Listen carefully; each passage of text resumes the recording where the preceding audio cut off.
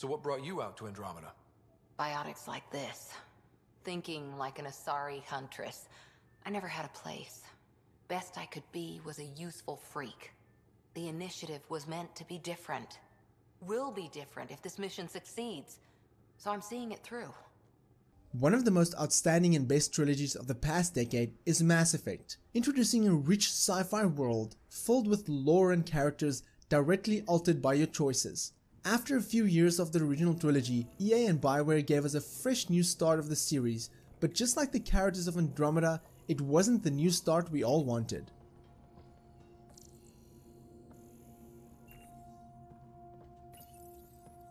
Got a code lock key. That should help get us in. Mass Effect Andromeda is set around 600 years after the original trilogy, and after only a few hours into the game, I could already notice a clunky interface, horrendous facial animation, awful dialogue, all of which should set off alarms for a lengthy RPG, but as I went further into the galaxy, all wasn't lost entirely.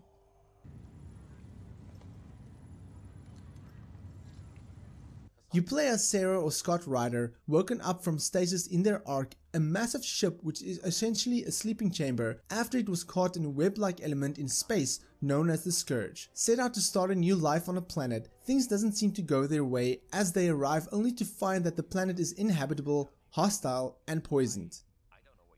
Your father, Alec Ryder, was the Pathfinder of this adventure, and it is quickly established that the Pathfinder status is now transferred to you, making your character the new and inexperienced Pathfinder in control of finding a new world for colonization.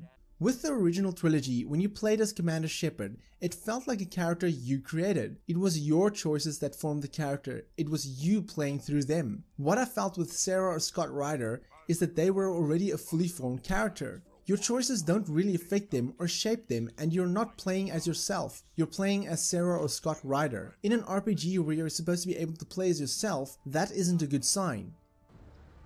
You know, we could use a Krogan like you, Drek. I'm flattered, but do you have any idea how many humans I've watched die? Your meat is spoiled.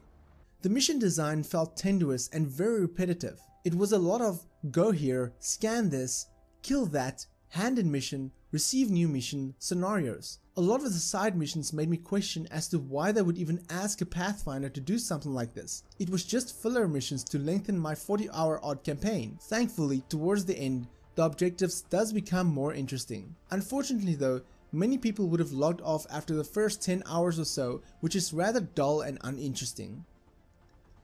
Visually, Mass Effect Andromeda has stunning atmospheres. From icy cold planets to a hot and sandy environment, the graphics stand out despite of its technical issues. I walked around in the Tempest, which is the ship the Pathfinder uses, only to try and explore every corner and listen to every audio file. Traveling around in the Nomad vehicle during planet explorations is much better than what the Mako was in the original Mass Effect, but that isn't saying much. Most people might overlook the terrible facial animations or glitchy models in their environment, but as a student of animation, this is something that kept bothering me time and time again. BioWare has mentioned that a major patch is coming soon that will fix most of these problems, but as it stands, these issues completely take me out of the experience.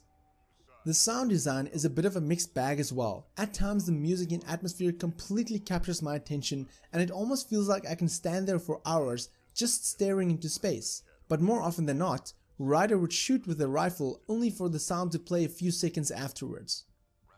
The voice acting is all over the place unfortunately. Adding to the dull, emotionless expression on the characters, it feels as if the voice actors just arrived on set, read their lines and left with no idea or visual cue as to the context of the scene, which completely breaks immersion. One moment Ryder would sound all serious and literally the next line his voice would sound different and he would crack up a joke. None of the music in the game is nearly as memorable as the original trilogy, but it does the job for Andromeda.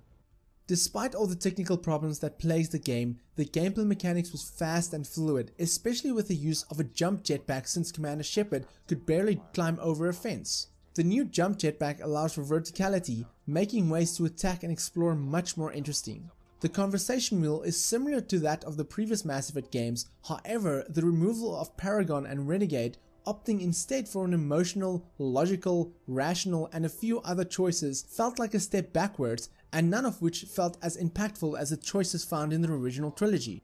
Crafting is also a new mechanic into the series, allowing you to craft more powerful armor and weapons, but it can seem very intimidating at first as there is no real explanation as to how the crafting system works. Ryder has similar abilities than that found in the original trilogy, and you can easily change out which set of abilities you'd like to use in combat, but the Tempest allows you to completely reset your abilities, making your choices in the skill tree rather pointless. Andromeda also features the return of multiplayer as found in Mass Effect 3, but it is only essentially a horde mode, fun for a couple of hours and very repetitive, which of course features a bunch of microtransactions. Despite all of the problems Mass Effect Andromeda has, I still had a lot of fun with the game. Even though it does take a dozen hours or so to really get into the story, once you're there then you're set for the whole journey. With BioWare releasing a major patch soon, it'll definitely be worth a second playthrough as the opposite sibling, not only to experience the differences with the patch, but also to see the game from a different perspective. Usually I rate games at a buy now, wait for sale, look in the bargain bin, or rather avoid rating, and I would say that Mass Effect Andromeda is definitely worth buying if you wait for a sale.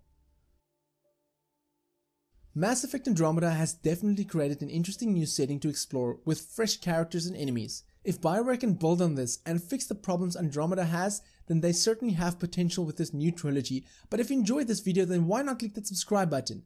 If you like this video, then give me a thumbs up. If you dislike it, give me a thumbs down, but please tell me why so I can improve my videos. My name is Frank, I'm the Red Tie Guy, and frankly, thank you for watching. Catch you guys in the next video. What the hell was that? I know that look. It's just my biotics reacting to all this. I don't normally lose it like that. A huntress should have better control.